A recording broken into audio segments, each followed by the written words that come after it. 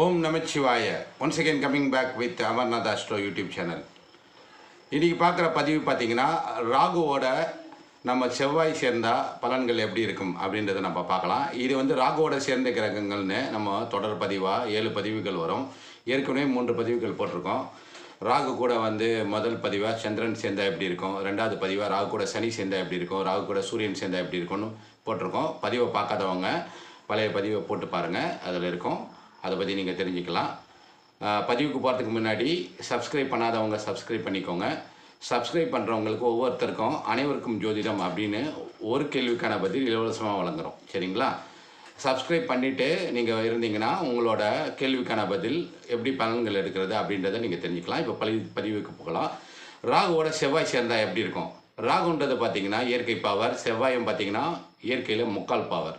இந்த 2 கிரகங்களும் சேர்ந்தால் வந்து மோசமாக இருக்கும். ராகுவோட இருள் கிரகத்தோட வந்து முக்கால் பவர் செவ்வாய் சேர்ந்தால் சகோதர உறவு கெட்டுப்படும், நிலம் போன்ற தகராறுகள் வரும், நிலம் வாங்க முடியாது, வீடு கட்ட முடியாது, வீடு செய்ய முடியாது, மூதாதையர் சொத்து கிடைக்காது, சொத்து மூலமாக தகராறு வரும். இது தவிர செவ்வாய் நட்சத்திரத்தில், அதாவது ராகு நட்சத்திரத்தில் செவ்வாய் இருந்தாலும், செவ்வாய் நட்சத்திரம்ன்றது வேறு, ராகு நட்சத்திரத்தில் செவ்வாய் இருக்கிறது பார்த்திங்கன்னா, செவ்வாய் போய் நம்ம சதய நட்சத்திரத்துலேயோ சுவாதி நட்சத்திரத்துலேயோ இல்லை வந்து ஒரு திருவாதிரை நட்சத்திரத்தில் இருந்தாலும் அவங்களுக்கு சொத்து தகராறு வரும், சொத்தில் பிரச்சனை வரும், வீட்டில் பிரச்சனை வரும், எல்லாம் சொல்லுவாங்க. இதெல்லாம் ஜோதிட புக்கில் இருக்கிறது. நம்ம ஜோதிடர்கள் இதெல்லாம் சொல்லிவிட்டு பலன்களாக சொல்ல மாட்டாங்க. இது வந்து பொது விதின்னு சொல்லுவாங்க. இதெல்லாம் நீங்கள் நம்பினீங்கன்னா உங்களோட ஜாதகத்தில் இருந்துன்னா கண்டிப்பாக அந்த பலன்கள் உங்களோட ஜாதகத்தில் உங்களுக்கு கண்டிப்பாக நடக்காது. ஏன்னு கேட்டிங்கன்னா, உங்களோட ஜாதகன்றது ஏற்கனவே நம்ம சொன்ன மாதிரி உங்களோட பிறந்த நேரம், பிறந்த தேதி, பிறந்த இடம், அதை பொறுத்து பிளானட் எப்படி இருக்குது, லக்னம் எங்கே இருக்குது, லக்னாதிபதி எப்படி இருக்குது அப்படின்றது வந்து உங்களோட ஸ்க்ரீன்ஷாட், அதாவது அந்த டைமில் எப்படி உங்களோட பிளானட்ஸ் இருக்குது அப்படின்றது உங்களோட செல்ஃபி ஸ்க்ரீன்ஷாட்டாக உங்களுக்கு நிர்ணயிக்கப்பட்ட பலன்கள் வரும். எப்படின்னு பார்த்தீங்கன்னா, எல்லா கிரகங்களும் உங்களுடைய என்னென்ன பலன்கள் வரும்ன்றது தசாபுத்தி மூலமாக கொடுக்கும்.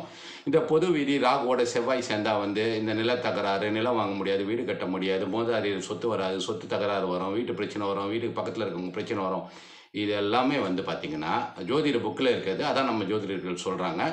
இந்த ஜோதிட புக்கில் இருக்கிறது சொல்கிறதுக்கு ஜோதிடர்கள் தேவையில்லை. அதையும் உங்களுக்கு ஏற்கனவே தெரியும். ஜோதிடர் வேலை என்னென்னா, ஜோதிட புக்கில் இருக்கிறது மூலமாக உங்களோட ஜாதகத்தில் உங்களோட பிளானட் எப்படி இருக்குது அப்படின்னு பார்த்துட்டு உங்களுக்கு என்ன பலன் நடக்கும் அப்படின்னு சொல்கிறது தான் ஜோதிடரோட வேலை.